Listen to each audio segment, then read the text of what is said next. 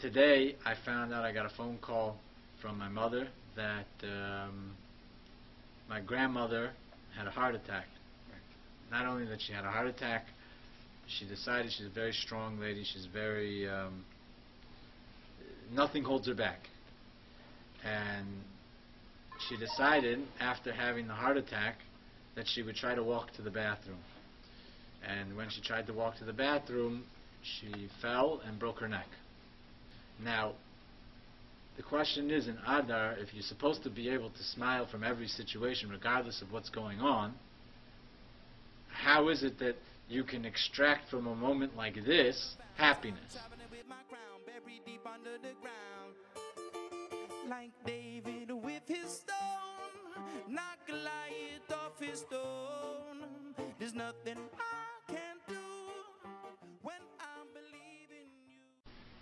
It's Purim Katan, it's the small Purim, and as it says, we're all supposed to be celebrating in the month of Adar. And specifically the way in which you're supposed to smile in Adar is through very interesting spelling when you actually split up the word into Aleph Dar. Aleph represents, it's the first letter of the Aleph base, which is number 1, means unity.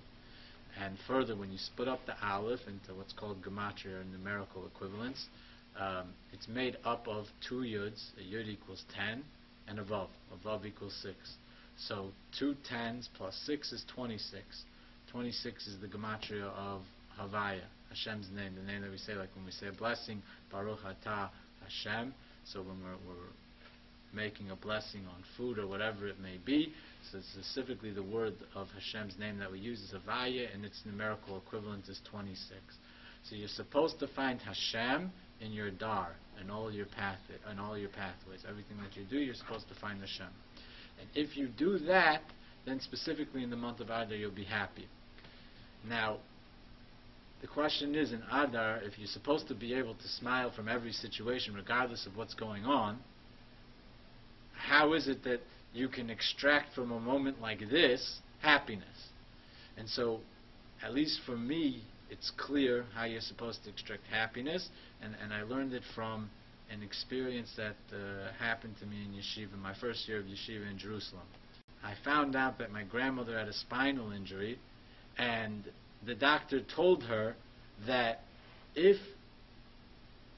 he was her son, then he would have her get the surgery, because if she doesn't get the surgery, she would deteriorate too much. But there's definitely a chance that it could ultimately shorten her life. What they said was that if everything goes perfectly, which there's not a very high chance of that, then that means it will take 1 month for her to walk, 1 month for her to get out of bed, 2 months to walk, and then 3 months to actually be taken out of the hospital. So when I got the phone call, I thought to myself, that's too bad. There's nothing I can do. I'm in Jerusalem. I can't even comfort her. What am I supposed to? I'm here. I'm in Jerusalem. She's in small town Wisconsin. There's nothing I can do. I'm not going to go home. I mean, I can't go home. I can't afford it. And all of a sudden, I realized how incorrect my thought process was. I was like, wait a second. If I believe that God is infinite, so that means that at all times, and in all places, in all locations, in all seemingly spots of the finite world, for sure, if I pray to infinity, if I pray to God, so anything could change at any moment. A lesson could be learned, the person could be happy, and many good things could come out of it. It seems it's very clear in Torah from Sarah and Avram, who had a child, where it was absolutely impossible. There's an impossibility in the physical world, and they cried out to Hashem. They said to him, we want a baby, and in their 90s, they had a baby.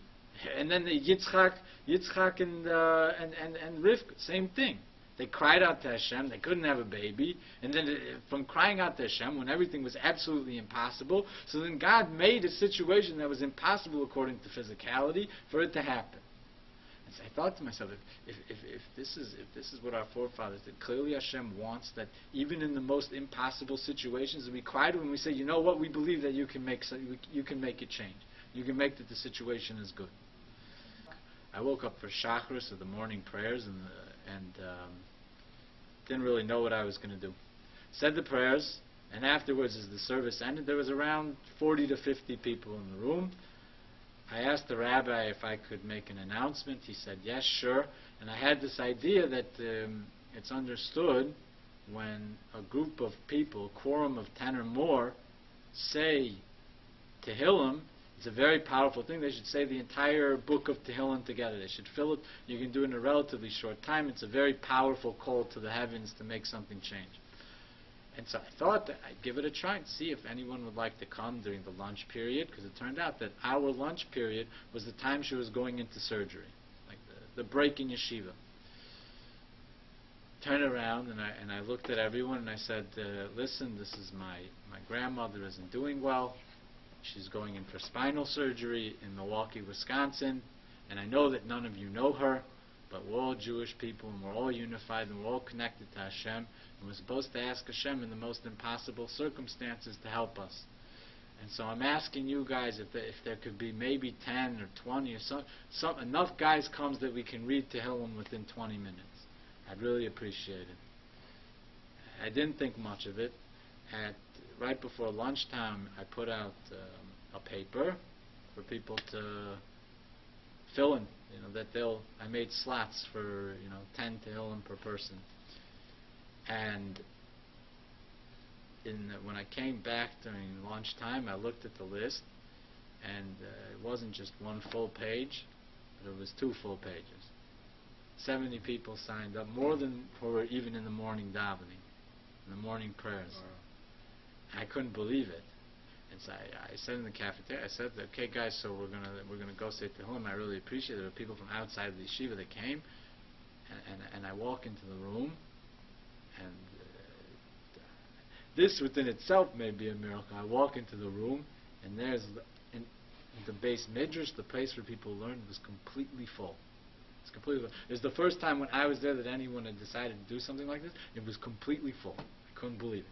I didn't even know what to do. So I turn around and I say, well, we have more people than I thought. I guess within 5 minutes we'll say Tehillim twice at the same time. So we split it up.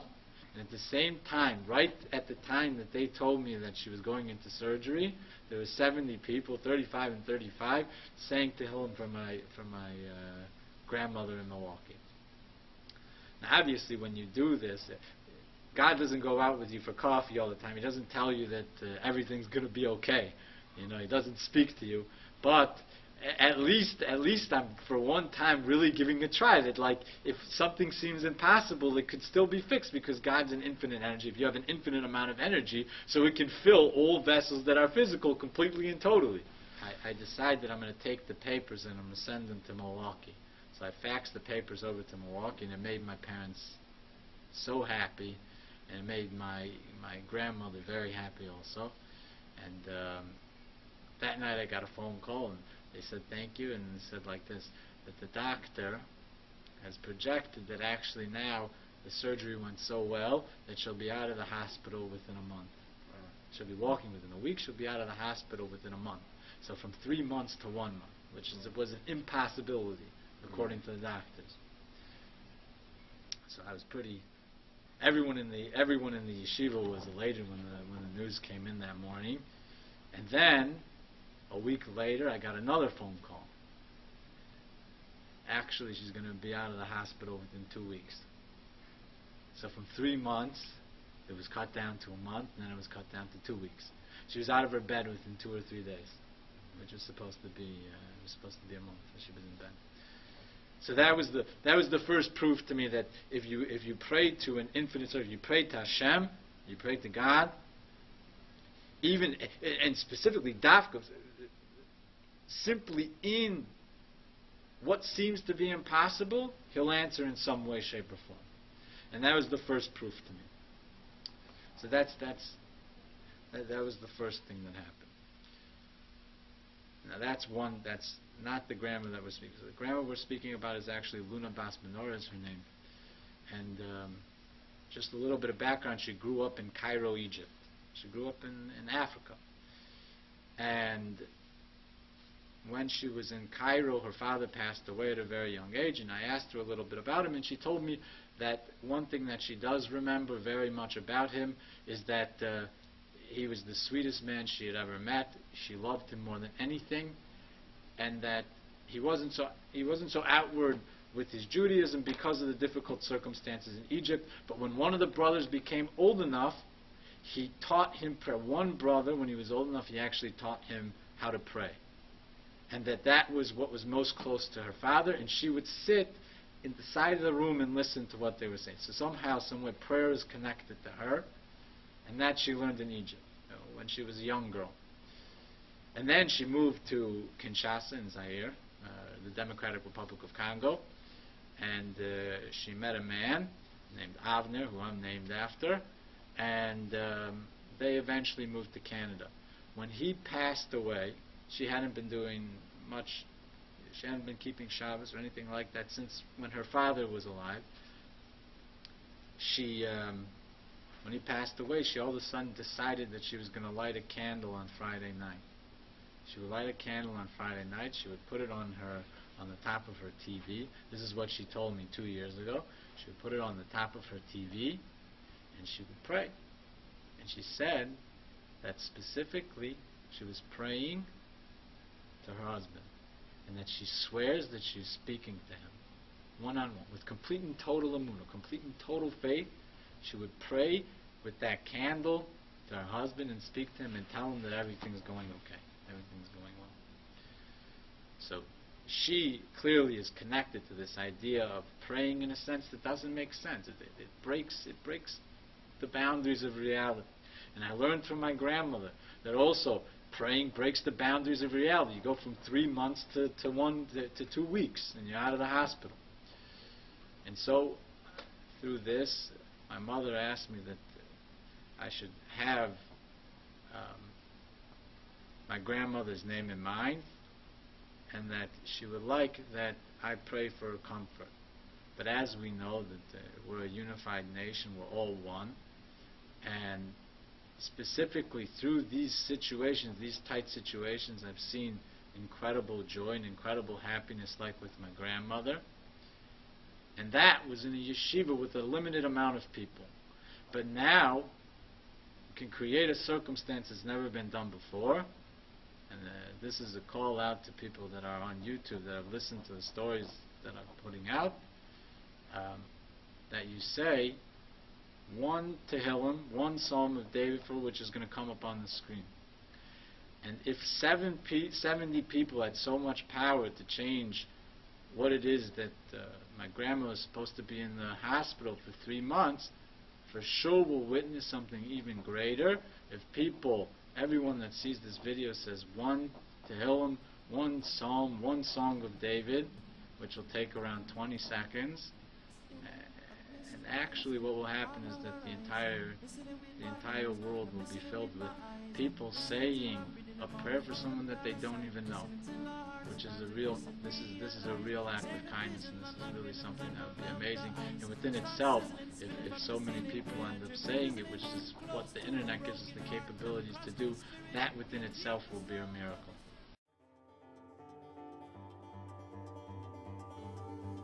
Open the gates of righteousness, I'll be coming home.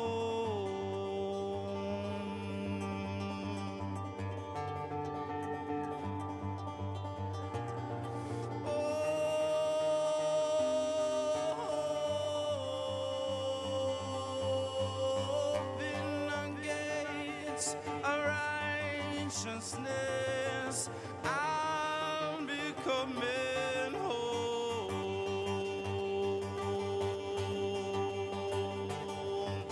I am yeah.